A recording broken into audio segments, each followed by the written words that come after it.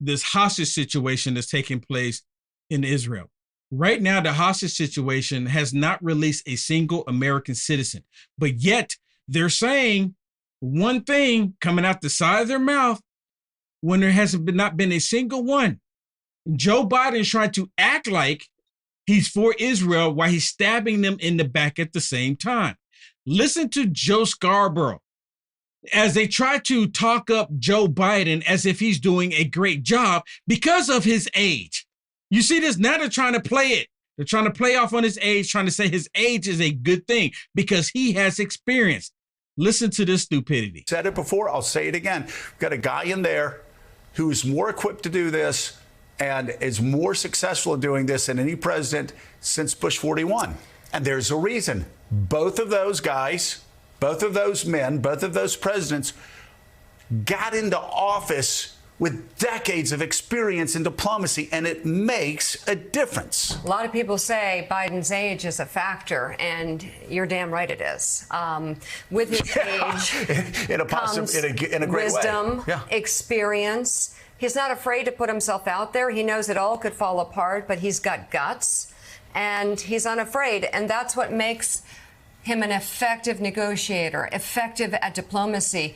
This is his second war that he has actually visited the country in the middle of a hot war in his presidency. Yeah. This president has made history on so many levels, and the stupidity of the conversations about his age, when right now age is absolutely a factor in these negotiations. Well, I wouldn't want anybody else doing it. You know, said it before, I'll say it again.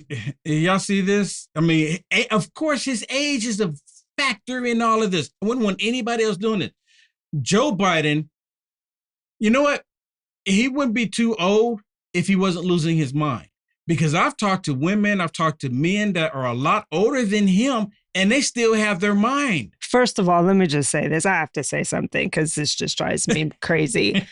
Afghanistan was a total failure. Yes. We're still reaping the consequences of that. Ukraine, this very show actually did a whole segment on Ukraine is a total failure.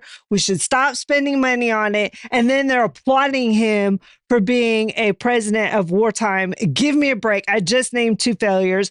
Bidenomics, total failure. Our borders totally collapsed. Our economy is totally collapsing. There are some cities like New York City right now that are about to declare bankruptcy because of Biden's policies.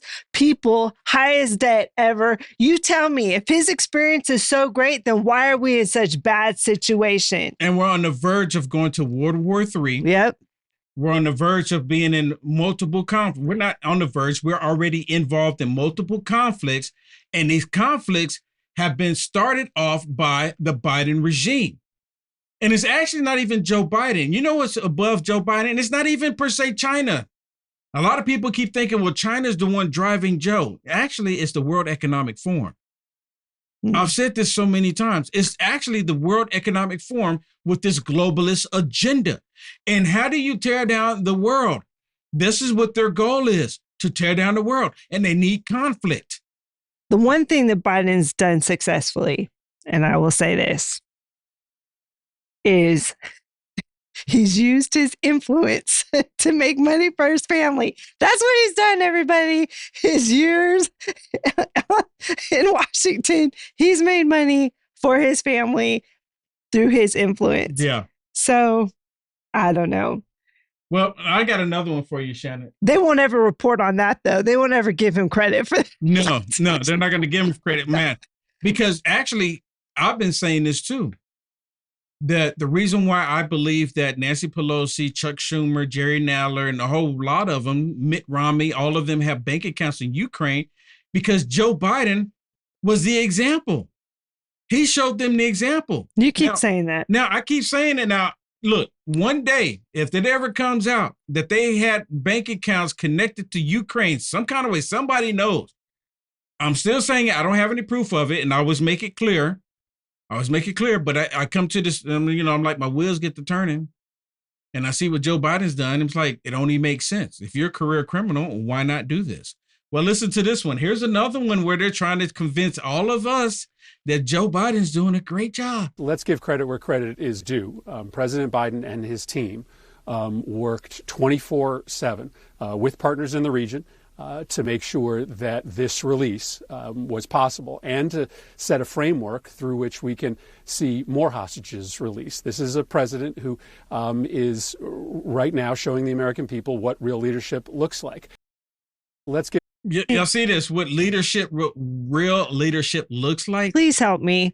You know what? See, now I knew this was going to trigger her because I didn't see this one. Yeah, I didn't show this one too. I said, "Ooh, let me put this in there," and I knew it was going to trigger you. Yeah. By the way, how many times has Biden been on vacation since this war broke out on October 7th? I think like 3 or 4 times now. This past weekend, he took a full week at a billionaire's compound. And you're telling me he's working 24/7 there? I don't think so. Just because you have access to him doesn't mean he's doing anything, right? And if he was doing something, then how come we don't know how many Americans are missing? How come we don't know where they're at? He is not putting the pressure on Hamas and Iran like he should be. If he was really working on this 24/7, we would be a lot further along than we are right now. And that is 100% true. But let me share this one with you. This is Eric Swalwell. Is that one it there? I'm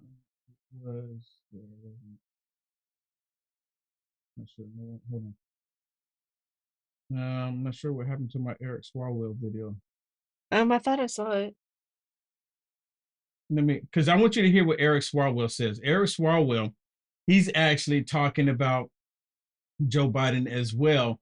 And if I can find it here, let's see. It's right. It's where it says. Go ahead and do it.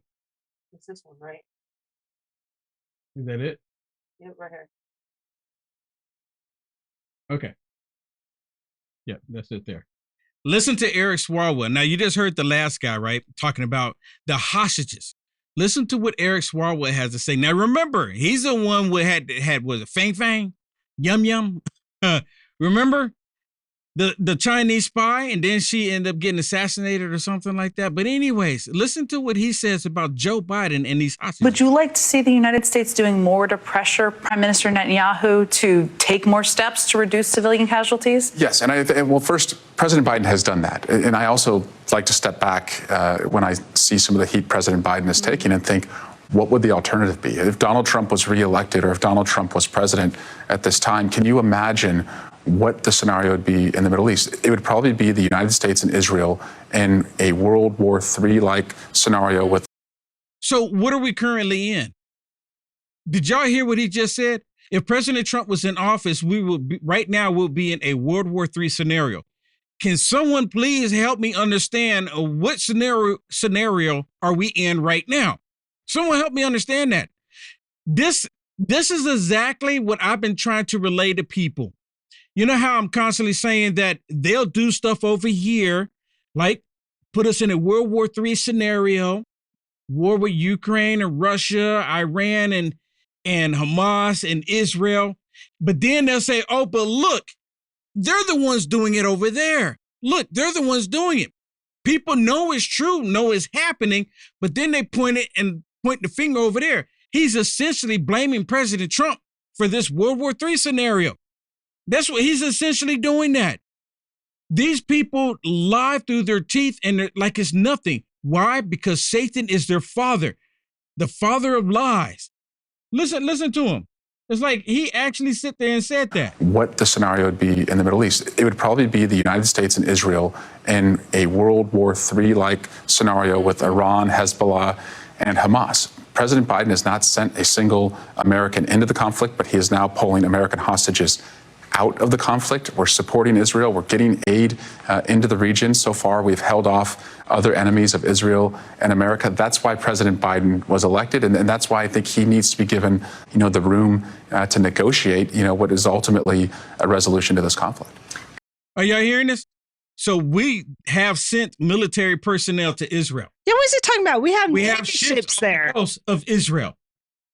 Again, there. Proving my point that they'll literally lie. Yep. And they say World War III scenario with Israel, Iran, and Hamas. What do you think taking place right now? Yeah, and he says that we're getting Americans out. We don't even know if they have Americans or where they are. Yes, and then on that statement, And they have he yet says to we're let. actually getting Americans out. He said Joe Biden is getting Americans out. Leave me a comment. Have y'all seen Joe Biden get any Americans out of the Gaza Strip? Yes or no? You like the content Will Johnson is producing? To stay informed and up to date with the current events, go ahead and hit the thumbs up and subscribe to see more videos like this one. Also, to find Will Johnson, visit www.uaf.media.